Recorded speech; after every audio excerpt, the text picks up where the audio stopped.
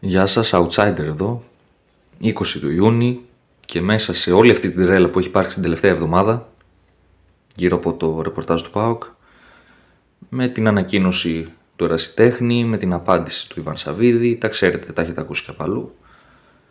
Μέσα σε όλα αυτά λοιπόν είχαμε και μια άφιξη που πέρασε λίγο στα ψηλά. Λοιπόν, από χθες το μεσημέρι βρίσκεται στη Θεσσαλονίκη ο Τζόντζο Κένι, ο 28χρονος Άγγλος δεξιός μπακ, που μέχρι πρότινος αγωνιζόταν στην Zweite Liga με τη φανέλα της Χέρτα. Ο Κένι είναι προϊόν των ακαδημιών της Everton, έφτασε μέχρι και την πρώτη ομάδα, έχει και συμμετοχές στην Premier League μαζί της, τα ζαχαρωτά. Έχει εμπειρία και από άλλο σημαντικό πρωτάθλημα από την Bundesliga με τις φανέλες των Σάλκε και Χέρτα. Προέρχεται από πολύ γεμάτη σεζόν, δείχνει να είναι πολύ ανθεκτικός. Έχει μέσο όρο 90 λεπτά ανά αγώνα στην τελευταία του σεζόν του 24-25 και αυτό μας δείχνει, αν μη τι άλλο, ότι από αυτή την άποψη είναι ένας παίκτης που μπορείς να βασιστείς πάνω του στο να πάρει πολλά παιχνίδια μέσα στη σεζόν χωρίς να βγάλει προβλήματα. Είναι αξιόπιστος αθλητικά δηλαδή. Στη Χέρτα αγωνιζόταν στα δεξιά ως back half που έπαιρνε όλη την πλευρά και έκανε πολλά ανεβάσματα, είναι η αλήθεια. Το κύριο χαρακτηριστικό του είναι η ένταση που βγάζει στο παιχνίδι του, είτε σε αυτά τα ανεβάσματα που κάνει στις κούρσες χωρίς την μπάλα, είτε στο γεγονός ότι είναι πολύ πιεστικός στον αντίπαλο. Δεν του αφήνει πολλά περιθώρια να γυρίσει με μέτωπο, δεν του δίνει πολύ χώρο και πολλά μέτρα. Δεν έχει όμως ένα χαρακτηριστικό που του λείπει, είναι η καλή έκρηξη. Παρόλο που βγάζει αυτή την ένταση, οι περιστροφές του, τα πρώτα βήματα δεν είναι τόσο γρήγορα. Αυτό έχει ως αποτέλεσμα κάποιες φορές να εκτίθεται λίγο στο αμυντικό κομμάτι, σε προσωπικές μονομαχίες, να τις χάνει εντελώς, με έναν παίκτη που μπορεί να είναι πιο γρήγορος από αυτόν και να έχει καλή πρώτη επαφή. Παρά όμως αυτή την όχι τόσο μεγάλη ευελιξία, βγάζει, όπως είπα και πριν, ένταση στις κούρσες που κάνει, στα ανεβάσματα, που παίρνει όλη την πλευρά πάνω στη γραμμή. Δεν θα πάει πάρα πολύ σε κουβαλήματα μπάλας, σε κούρσες με αυτή. Γενικότερα όταν την υποδέχεται την μπάλα, το πρώτο του μέλημα είναι να τη δώσει άμεσα. Δεν θα επιχειρήσει να τριμπλάρει ιδιαίτερα, δεν είναι δηλαδή ένας παίκτης στο στυλ του Ροντινέι, ας πούμε. Και αν τον συγκρίνουμε με τον προκάτοχό του, τον Γιόνι Ότο, που ερχόταν αρκετά εσωτερικά και χωρίς την μπάλα και κυρίως με την μπάλα, είναι ένας εντελώς διαφορετικός ποδοσφαιριστής. Αυτά είναι τα βασικά του χαρακτηριστικά, οι βασικές δυνατότητες και αδυναμίες που έχει. Στον ΠΑΟΚ γενικά, προσωπικά εγώ έχω εντοπίσει μια αδυναμία στο να χτίσει ομάδα παιχνίδια από πίσω, και αν κάποιος βοηθούσε από τις πίσω ζώνες πλην Μιχαηλίδη να γίνει αυτό, ήταν ο Γιόνι Ότο. Οπότε προς αυτό το κομμάτι είναι μια απώλεια και θεωρώ ότι ο Κένι δεν μπορεί να αναπληρώσει αυτά τα χαρακτηριστικά. Ο Γιόνι Ότο είτε με την μπάλα ερχόταν εσωτερικά, είτε έδινε στήριγμα στο Ζίβκοβιτς, ο οποίος υποδεχόταν την μπάλα με πλάτη και ο Ισπανός του έδινε την επιλογή για πάσα με τη μία, κινούμενος εσωτερικά, για να τον βρει συγκλίνοντας.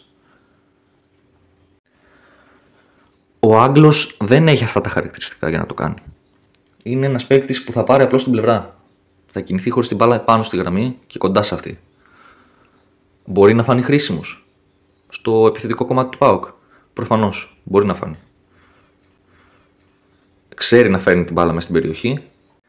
Το γεγονός ότι ο Ζίβκοβιτς είναι ένας πολύ καλός χειριστής της μπάλας, που μπορεί να κρατήσει όσο χρειάζεται την μπάλα και να κάνει την κίνηση ο Κένι, είναι ένα στοιχείο που ο ΠΑΟΚ θα μπορούσε να αξιοποιήσει.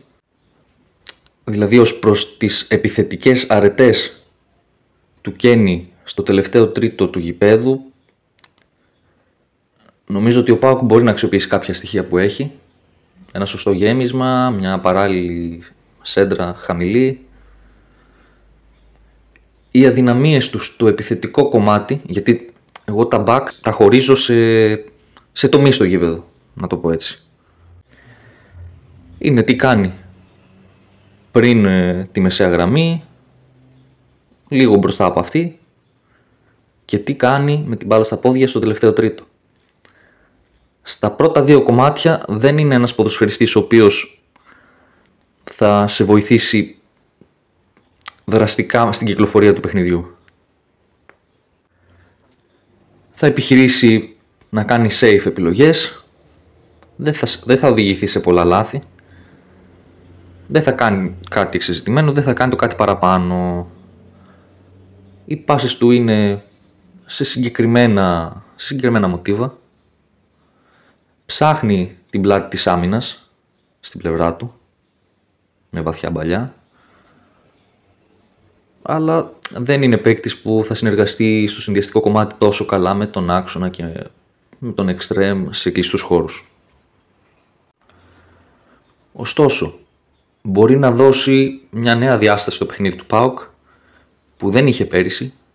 Οι εντάσεις που βγάζει και το pressing πάνω στον αντίπαλο μπορεί να οθήσουν την ομάδα να έχει πιο αποτελεσματικό pressing, να έχει καλύτερο pressing στις πίσω ζώνες, να ακολουθούν δηλαδή τις μπροστά και να μην υπάρχουν αυτές οι μεγάλες αποστάσεις. Μπορεί στην αμυντική μετάβαση να είναι καλύτερος, ένα στοιχείο που επίσης έλειψε από τον ΠΑΟΚ την περσινή σεζόν, λόγω και αυτών των αποστάσεων των μεγάλων που είχε. Γενικά, η εκτίμησή μου είναι ότι ο συγκεκριμένος παίκτης είναι ένας ok back, ένας κανονικός παίκτης, ο οποίος δεν θα σου κάνει πολύ μεγάλη διαφορά σε κομμάτια που ο ΠΑΟΚ χρειάζεται, είναι η αλήθεια, που του έλειψαν την περσινή ειδικά σεζόν, όπως οι ικανότητες playmaking από τις πίσω ζώνες. Έχει, ρε παιδί μου, 10 καλά στοιχεία, έχει και 10 στοιχεία που του λείπουν. Οκ. Δεν μπορείς να είσαι σίγουρος για αυτές τις περιπτώσεις. Είναι ανάλογα το πώς θα αναπληρώσεις, πώς θα αξιοποιήσεις μάλλον αυτά τα 10 καλά στοιχεία που έχει ο παίκτης και πώς θα αναπληρώσεις στα υπόλοιπα κομμάτια του puzzle αυτά τα 10 στοιχεία που δεν έχει.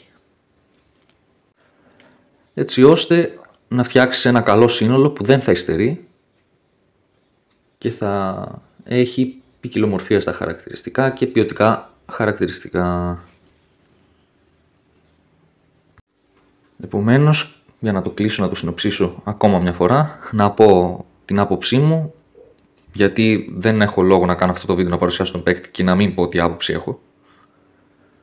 Θεωρώ πως θα είναι μια επιλογή που θα δώσει λύση στον ΠΑΟΚ, θα βοηθήσει, αν το σύνολο